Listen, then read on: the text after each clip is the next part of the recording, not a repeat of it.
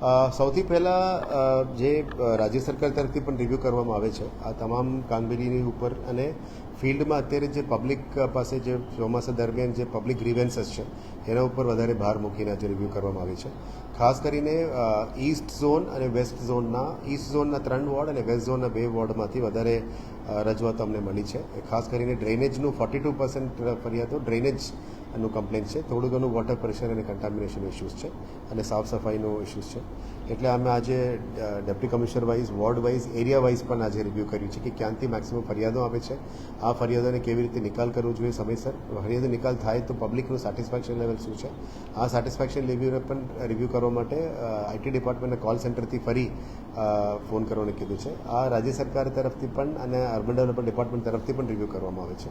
એટલે public grievance અને public સેટિસ્ફેક્શનમાં કામગીરી કરવા માટે તમામ એન્જિનિયર્સને અને ડિપાર્ટમેન્ટના અધિકારીઓને આજે સૂચના આપી છે. પછી પીજી પોર્ટલ અને સીએમ સ્વાગતમાં જે આવતા પ્રશ્નો એના ઉપર પણ વધારે ભાર મૂકવાનું કીધું છે, જેથી કરીને પબ્લિકની ફરિયાદને તાત્કાલિક ધોરણે સમય મર્યાદામાં નિકાલ કરવા માટે જે પગલાં લેવું જોઈએ એ તમામ ડિપાર્ટમેન્ટ વાઇઝ પણ રિવ્યૂ કર્યા છે અને એમને તાત્કાલિક ધોરણે સૂચના પણ આપી છે. એ ખાસ કરીને એના ઉપર ભાર મૂકવાનો. ત્રીજું છે અત્યારે ક્લીન ડ્રિંકિંગ વોટર, પીવાનું પાણી, શુદ્ધ પાણી આપવામાં આપણે ફરજ છે. એમાં કોઈ પણ જગ્યામાં કન્ટામિનેશન થતું હોય, અદરવાઇઝ પ્રેશરની ઇસ્યુઝ હોય, એના ઉપર પણ વોર્ડ વાઇઝ એરિયા વાઇઝ અમે ડિટેલ્સ કાઢ્યા છે. એના ઉપર પણ વધારે ભાર મૂકવાનું કીધું છે. ચોમાસા દરમિયાન અને હવામાન ની પ્રેઝન્સમાં અત્યારે આપ જોઈ શકો છો કે ઘણી બધી જગ્યામાં ઝાડ પણ નાની નાની પડતા હોય છે, એટલે ટ્રીમિંગ એક્ટિવિટીઝ પણ વધારે અમે ભાર મૂક્યા છે. સાથે સાથે આપ જોઈ શકો છો કે અત્યારે નમો સ્વચ્છતા અભિયાન પણ ચાલી રહ્યા છે. તમામ હોસ્પિટલ્સમાં, આંગણવાડીઝમાં, સ્કૂલ્સમાં, ઓફિસ પ્રેમાઇસીસમાં બધામાં ચાલી રહ્યા છે. મહાનગરપાલિકાના તમામ ઓફિસીસમાં પણ સ્વચ્છતા અભિયાનને વધારે વેગ આપવા માટે આજે સવારે સેનિટરી ઇન્સ્પેક્ટર્સ અને એની ટીમ સાથે પણ અમે ચર્ચા કરી છે. એન્ક્રોચમેન્ટ ઉપર પણ અમે મુદ્દા ચર્ચા કરવામાં આવી છે કે અત્યારે એન્ક્રોચમેન્ટ પણ જે વધી રહ્યા છે એને પણ તાત્કાલિક ધોરણે વોર્ડ લેવલના ટીમ સૂચન એને આપી છે કે એનો નિકાલ પણ ફટાફટ થઈ જવું જોઈએ. જે તમામ સરકારી ઓફિસીસમાં આ બધામાં સ્વચ્છતા અભિયાન કરવાનું છે એના ઉપર 100% ભાર મૂકીશું અને વોર્ડ લેવલ, ઝોન લેવલમાં પણ સ્વચ્છતા અભિયાન છે એના ઉપર પણ વધારે ભાર મૂકવાના છે. સાથે સાથ જે રાતમાં સ્ટ્રીટ લાઇટ, અત્યારે રાતના દરમિયાન સ્ટ્રીટ લાઇટ્સની લક્સ અને લુમન ઇન્ટેન્સિટી વધારવા માટે પણ કીધું છે. અમુક વિસ્તારમાં ડાર્ક સ્પોટ્સ વધારે ના દેખાય એના માટે ત્યારના વ્હાઇટ લાઇટ ઇન્ટેન્સિટી વધારવા માટે પણ સૂચના આપી છે, જેથી કરીને સ્ટ્રીટ લાઇટ ડિપાર્ટમેન્ટનું આ કામગીરી ટૂંકા સમયમાં કરીશું. આવનારા દિવસોમાં નમો આરોગ્ય વન એક વડોદરામાં બનાવવા માટે રાજ્ય સરકાર તરફથી પણ એ સૂચના આવી છે. નમો આરોગ્ય વન માટે ગ્રાઉન્ડ લેવલ પ્લાનિંગનું કામગીરી શરૂ કરી દીધી છે. અત્યારે આપ જાણો છો કે આખા સિટીમાં અમે કેનોપી લગાવીને પ્લાન્ટ ડિસ્ટ્રીબ્યુશન એટલે ઝાડની વાવેતર માટે ડિસ્ટ્રીબ્યુશન ફ્રીમાં આપણે આપી રહ્યા છે. દરેક વોર્ડ વાઇઝ, ઝોન વાઇઝ એનું પણ સંખ્યા વધારવા માટે એમને સૂચના આપી છે.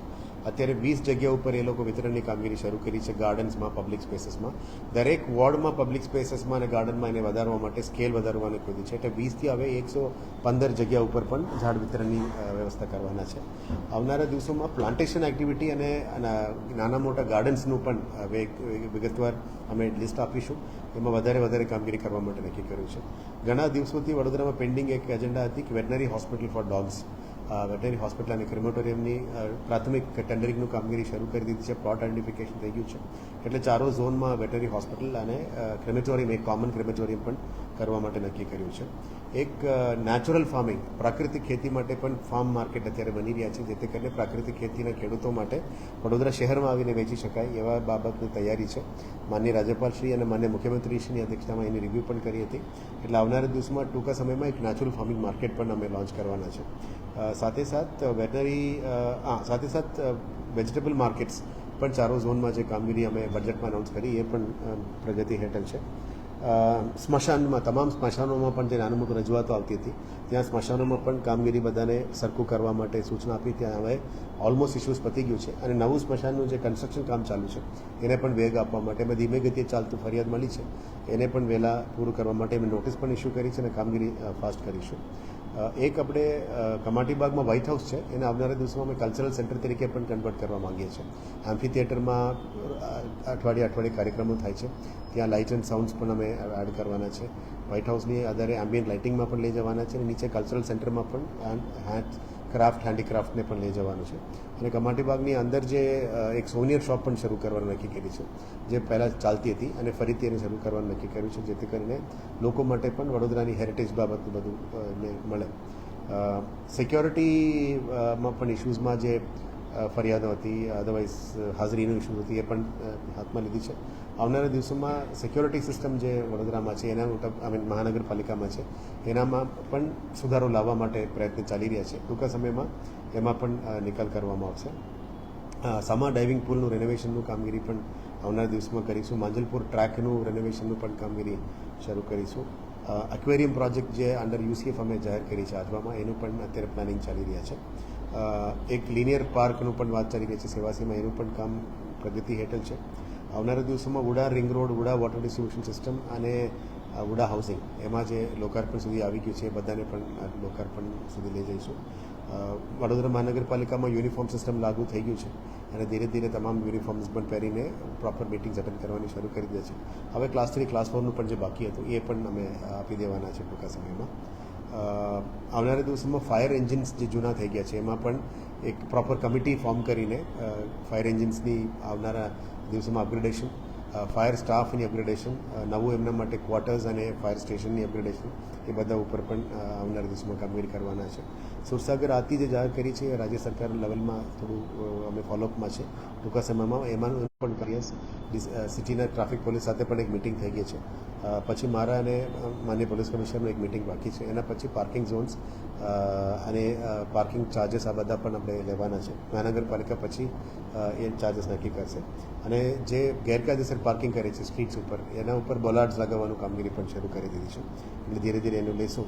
આવનારા દિવસોમાં બ્રિજેસની નીચે પણ કદાચ પાર્કિંગ સ્પોટ ક્રિએટ કરી શકાય, વીએમસીને રેવન્યુ ક્રિએટ કરી શકાય, એના ઉપર પણ અત્યારે ચર્ચા વિમર્શ ચાલી રહ્યા છે. અને હેરિટેજમાં લાલકોટ અને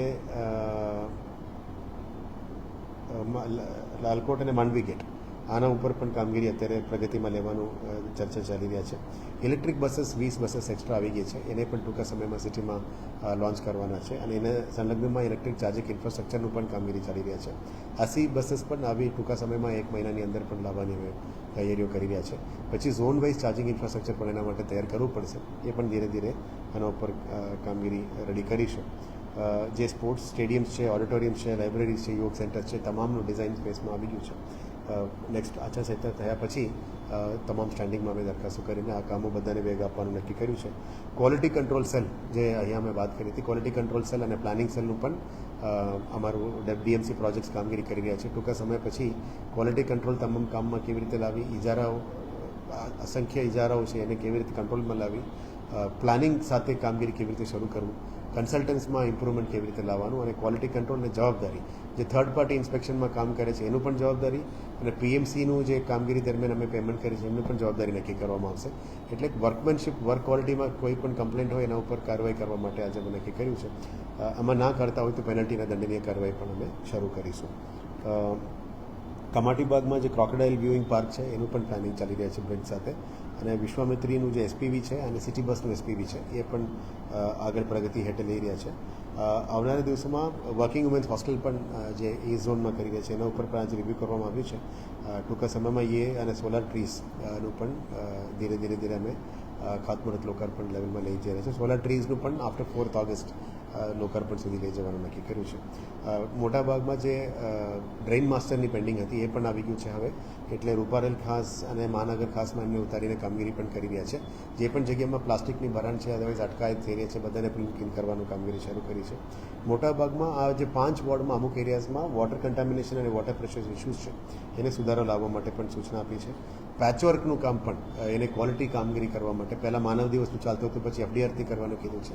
હવે અમે એઆરસી તરફથી પણ જઈ રહ્યા છે. એને પણ વહેલા તકે પૂરું કરવા માટે નક્કી કર્યું છે. અને સ્કૂલ્સ, આંગણવાડીઝ અને હોસ્પિટલમાં પણ ફ્રેશ પેઇન્ટિંગ જે બાકી છે સુધારો વધારે કરવાનું છે. ઝોનલ લેવલના એન્જિનિયર્સને પણ સૂચના આપી છે. એમાં પણ સારું કામ કરવા માટે પણ એમને સૂચના આપી છે. આવનારા દિવસોમાં એનું કામગીરીની પ્રગતિ પણ અમે વિઝિટમાં કરીને રિવ્યૂ લેવાના છે. સર, સયાજીનગર વિસ્તારની અંદર દિનેશ મિલ ગરનાળો. હા, દિનેશ મિલ. હા, અહીંયા વર્ષો જૂની સમસ્યા છે. ડ્રેનેજનું પાણી અત્યારે વરસાદ નથી તો પણ વહી રહ્યું છે. ઓકે, એ હું વોર્ડ નંબર કયા આવશે? દિનેશ મિલવાળોને ગઈકાલે મને વિડીયો આવ્યું છે, હું આજે રિવ્યૂ કરીને એનું શું નિકાલ થઈ શકે આપણે ચર્ચા સર કરીએ. બહુ જૂની સમસ્યા ઓકે, એને પરમનન્ટ સોલ્યુશન કરવું પડે. જી સર. ઠીક, આજે સારું છે, આપણે ધ્યાને લાવ્યા છે. હું આજે ટીમ જોડે ચર્ચા કરીને એનો રસ્તો કાઢી આપીએ. Thank you.